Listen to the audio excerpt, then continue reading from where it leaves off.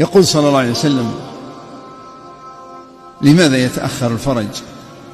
إن الله لا ينظر إلى العبد، إن الله لا ينظر إلى العبد فيكتب له منزلة عالية يوم القيامة. ربي كتب لك الفردوس الأعلى، ولكنه لن يصلها بعمله. طيب نبغى تعويض، هذا تعبان كسلان لا يمكن يصل بعمله. صحيح أن كلنا ندور على برحمة ربي، لكنه لن يصل بعمله إلى الفردوس الأعلى. ماذا يعمل فيه ربي؟